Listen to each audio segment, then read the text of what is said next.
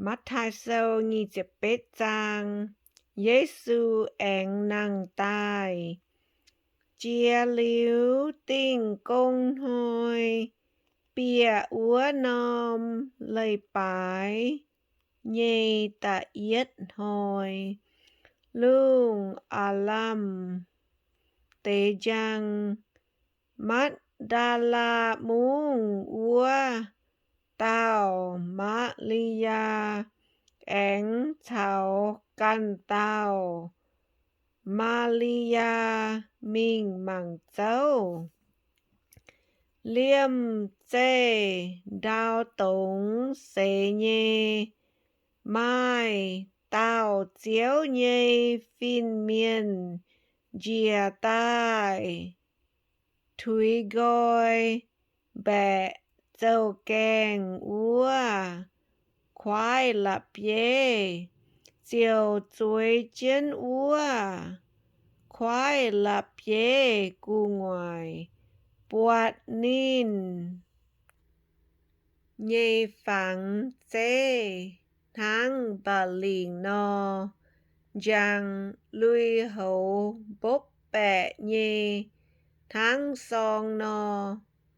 chúa châu nhê bèn kênh cầm dìa hay xin xin dình diều kinh úa đào mình tháng tài mẹ no phiên miên con búa úa tế xía ton mái túng cầm dìa ô ia hiu tu mây bùa ló tông chủ tinh diệp rằng trả tài úa tao Giê-xu bà nín mái yếm nai nín ê nín căn con nhê hòa năng tai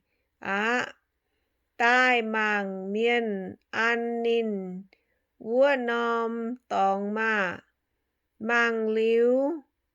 cán mình búa nín nhê sai có nín năng tai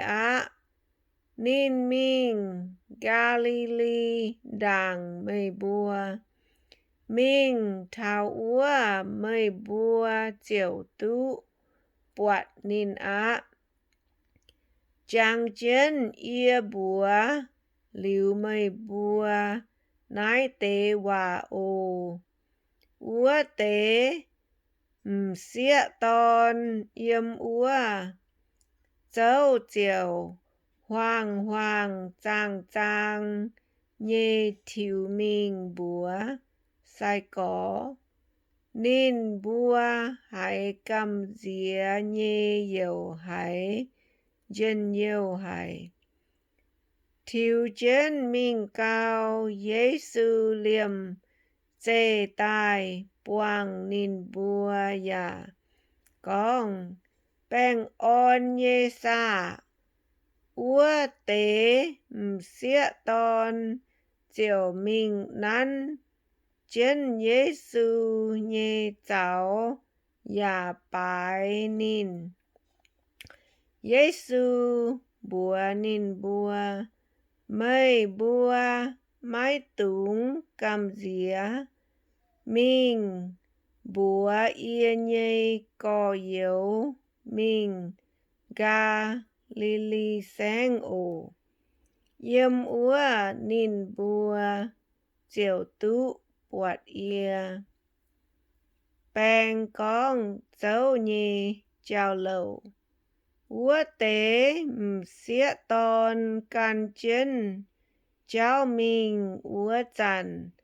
mai tế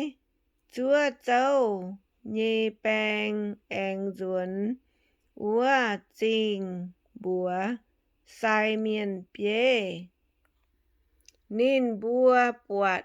chuất tai nhê nhung nhung xì sai miền bế cháo miền cố cắp chun chàng lang liếu chiều chó nhàn chám nhê rủi bùn, bèng, dạ con, mây bua ói, chủ con, luôn muốn chặn mây, bua, cho mình, nên nhê say, có tai niệm, Giê-xu nhê xê mẹ. Xê con nói tế xỉ sinh thảo, Pi-lát, chúng nhê, nòm, yê bua, diệu thính, mây bua cháy, mây bua, cún bùng nhau, bang chíp úa tế nhàn già,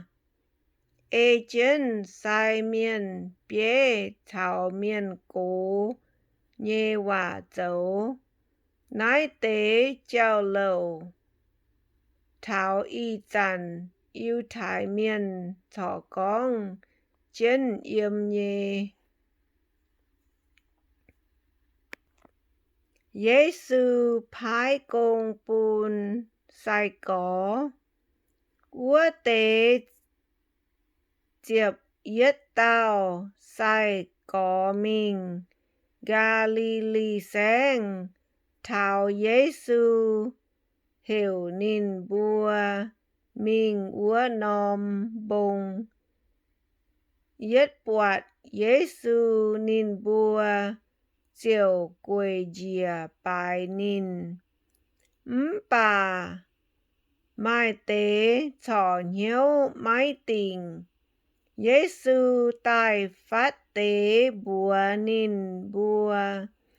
yếm lung yếm đào nhê, yết dung hạt má, thiên hung chiêu bùn yê mẹ.